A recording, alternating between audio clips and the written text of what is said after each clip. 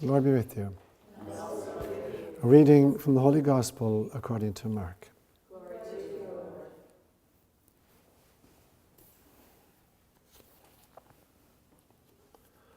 After his triumphant entry into Jerusalem, Jesus went into the temple.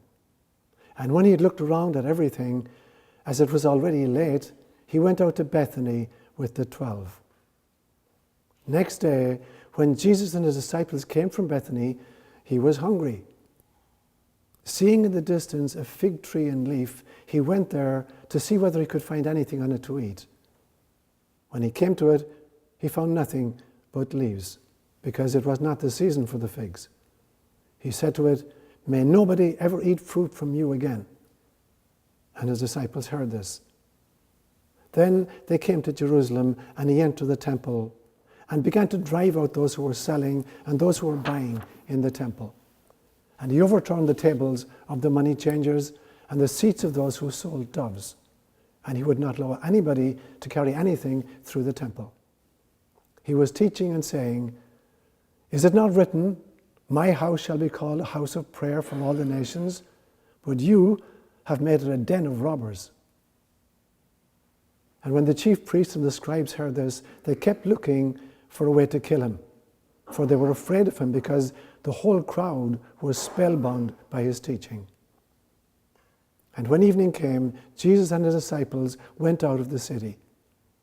Next morning, as they passed by, they saw the fig tree withered away to its very roots. Then Peter remembered and said to him, "Rabbi, look, the fig tree that you cursed has withered." Jesus said to them, "Have faith in God. Truly I tell you, if you say to this mountain, 'Be taken up and thrown into the sea,' and you do not doubt in your heart, but believe, it will come to pass.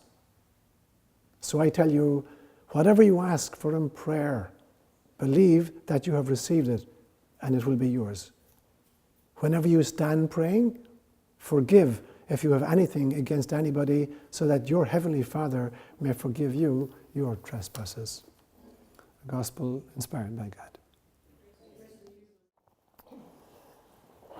I got the impression when I was reading the Gospel this morning, this is from chapter 11 of Mark's Gospel, and Mark's is the shortest of the Gospels. It's the first one written of the canonical Gospels, written about 70 AD. There are only 16 chapters in it, and this is chapter 11. And the last few chapters are going to be dedicated to the crucifixion. So I get the impression that Mark suddenly realized he's coming to the end of the book, and he hasn't put a whole lot of stuff into it, so he's trying to cram a whole bunch of information into this one little passage. And so it's the triumphant procession into Jerusalem, and then it's evening time, and he's looking around the temple, but it's evening, he doesn't have time to do anything. And then he goes out into Bethany, spends the night in Bethany with Mary and Martha and Lazarus. And then the next day in, he's hungry, and he sees the fig tree, but it's not the fig season. And he goes over to see if there's fruit in it, and of course there isn't, and he curses it, and it begins to wither. And then he goes into the temple, and he's up scuttling tables of money changers and dove sellers and everything else. And then he goes back out, and the next morning he's coming in again, and the fig tree is withered to its roots. And Peter comments on it, and then he uses it as an occasion to talk about faith. If you have trust, everything is possible. And then he talks about prayer, and then he talks about forgiveness. So he's cramming all this stuff into about 11 or 12 verses of this chapter. So it's hard to try to extricate what is he on about here, to try to pull it asunder.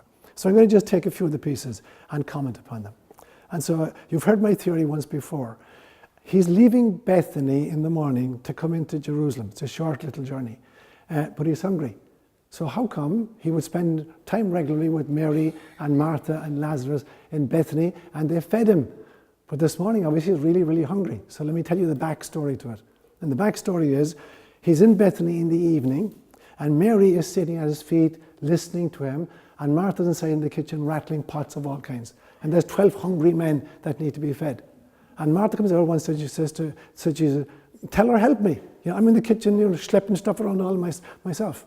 And Jesus gets very sanctimonious. He says, "Martha, Martha, only one thing is necessary. Mary has chosen the better part." And Martha says, "Fine, make your own bloody grub." So they go to bed hungry. So that's why he's in such foul humor. He wakes up the next morning, he hasn't eaten anything. They send out for pizza, and the pizza place is closed. So they're all starved. And he comes in and there's this fig tree in the distance. He goes over to it. He should have known better. A man of his time would have known it wasn't the fig season. There's lots of leaves in it, but there's no figs in it. And he curses it. So he's in really foul humor. And then he goes into the temple. I wonder if Martha had fed them. Would he have cursed the tree? Or would he have overturned the tables when he got to the temple? Or would he have just said, guys, this is not the place to be trading. I'd really appreciate it if you take your business outside and do it outside. But he's in foul humor. He's really, really hungry. His blood sugar is low. So he starts throwing off all the temples. And then they're plotting to kill them. And he comes to Bethany again that evening. We don't know whether he was fed the second evening or not. Maybe he learned his lesson. But he's coming back in the third morning, and Peter notices that the tree is withered right down to its very root system. And he comments on it. And Jesus says, yes, if you really trust, if you really believe when you ask God for anything, and you don't have any doubt in your mind, you'll say even to a mountain, get up and throw yourself into the sea, and it will happen. I guarantee you, if you ask for anything in prayer, it will be given. But you first have to forgive your brother from your heart. So there's a connection between forgiveness and the power of petitionary prayer. Now, the question I ask myself is this. If there's a connection between prayer, faith and prayer of petition and getting it delivered, and forgiveness on the other hand, only in Mark's Gospel do you find this connection. In the other places, Jesus talks about having faith. If you have faith, prayer will work. But in Mark's Gospel, and only in Mark's Gospel, he makes the connection between forgiveness and prayer. He says, if you want your prayer to be heard, you first have to forgive your brother or sister from your heart. I've said to you many, many times that the first part of prayer is cleansing your heart. Prayer of petition is useless. If you're trying to channel grace through a dirty pipe, you're going to contaminate the consumer. And so you got to clean your heart before you make any kind of prayer or petition. Then you got to fill it up with compassion. You got to have a laserized intentionality. You got to have faith, and then you have to realize that it will happen in God's place and at God's time. So he's making this connection in Mark's Gospel between a clean heart, forgiveness, and the power of petitionary prayer. Now, I think there's another ending to this, but Mark didn't have time to include it. There's a fourth morning, and Jesus coming in on the fourth morning, and he sees the fig tree withered to his root. He says, gee, I'm really, really sorry. My blood sugar level was low. I'm really, really sorry. I shouldn't have done that. I'd like you to kind of resurrect, and come back in. And the whole thing began to flower again. That's the real ending to Mark's Gospel. And it reminds me of a great story about Francis of Assisi. There's a story that on one occasion, in the middle of winter in Assisi, Francis comes out and there's a desiccated cherry blossom tree. It just sticks left. And Francis says to the tree, speak to me of God.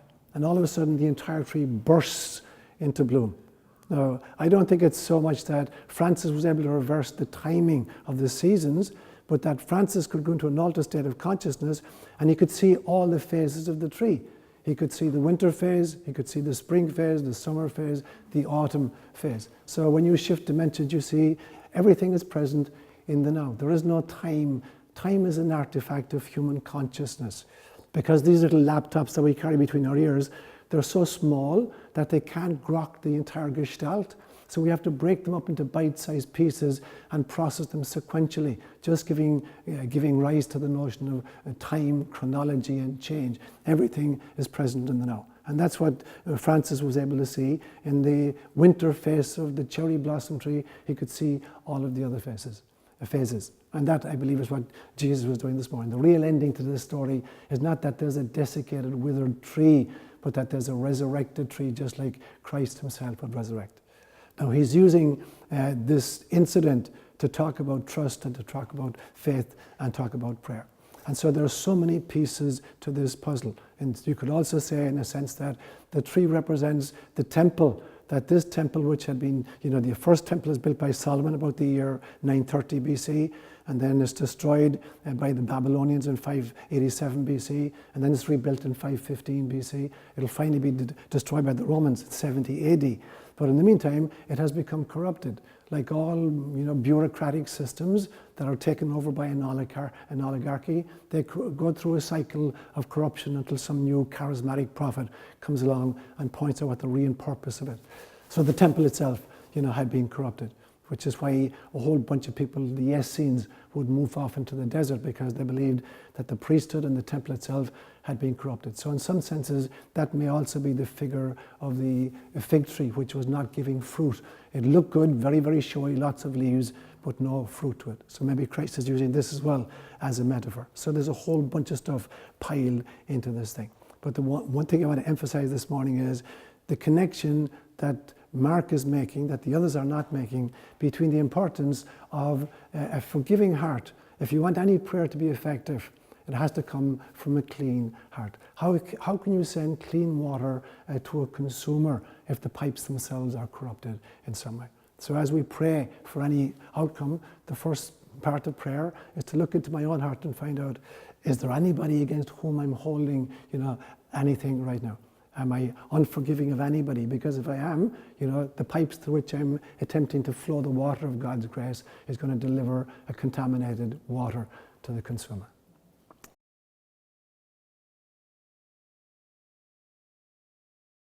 Yeah, absolutely. I mean, one of my favorite examples is you find it in Matthew's Gospel, about chapter 15.